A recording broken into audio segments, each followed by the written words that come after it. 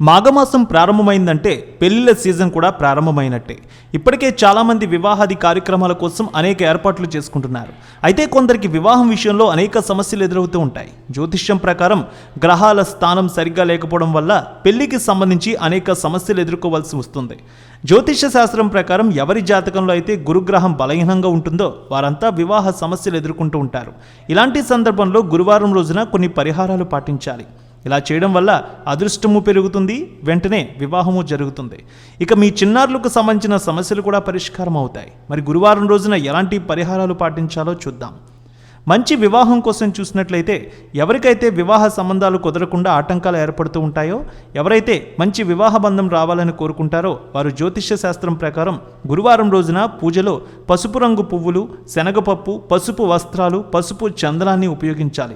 పసుపు బట్టలు, పసుపు పువ్వులు ధరించాలి. గురువారం రోజున గురుదేవుళ్లకు పూజలు చేసిన తర్వాత బృహస్పతి దేవుడికి సంబంధించిన ఉపవాస కథను చదవాలి. గురుడి వ్రతాన్ని ఆచరించిన వారికి కోరికలన్నీ నెరవేరుతాయి.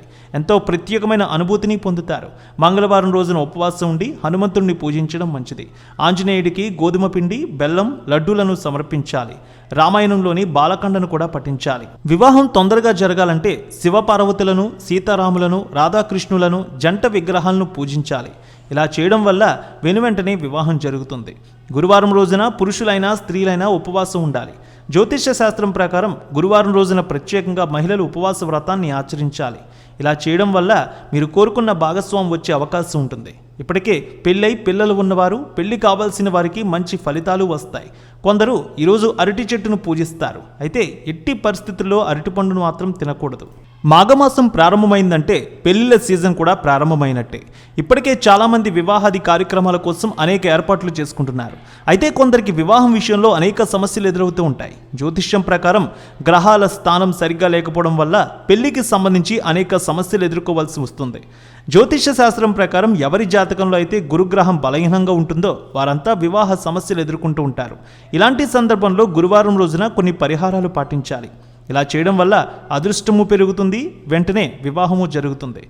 ఇక మీ చిన్నారులకు సంబంధించిన సమస్యలు కూడా పరిష్కారం అవుతాయి. మరి గురువారం రోజున ఎలాంటి పరిహారాలు పాటించాలో చూద్దాం. మంచి వివాహం కోసం చూసినట్లయితే ఎవరికైతే వివాహ సంబంధాలు కుదరకుండా ఆటంకాలు ఏర్పడుతూ ఉంటాయో, ఎవరైతే మంచి వివాహ బంధం రావాలని కోరుకుంటారో వారు జ్యోతిష్య శాస్త్రం ప్రకారం గురువారం రోజున పూజలో పసుపు రంగు పువ్వులు, శనగపప్పు, పసుపు వస్త్రాలు, పసుపు చందనాన్ని ఉపయోగించాలి.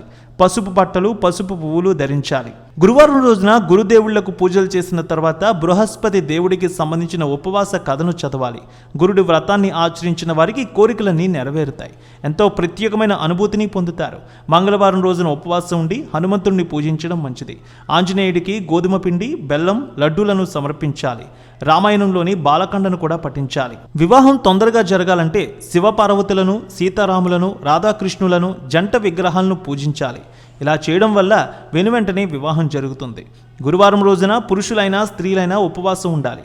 జ్యోతిష్య శాస్త్రం ప్రకారం గురువారం రోజున ప్రత్యేకంగా మహిళలు ఉపవాస వ్రతాన్ని ఆచరించాలి. ఇలా చేయడం వల్ల మీరు కోరుకున్న భాగస్వామి వచ్చే అవకాశం ఉంటుంది. ఇప్పటికే పెళ్ళై పిల్లలు ఉన్నవారు, పెళ్లి కావాల్సిన వారికి మంచి ఫలితాలు వస్తాయి. కొందరు ఈరోజు అరటి చెట్టును పూజిస్తారు. అయితే ఎట్టి పరిస్థితుల్లో అరటిపండును మాత్రం తినకూడదు.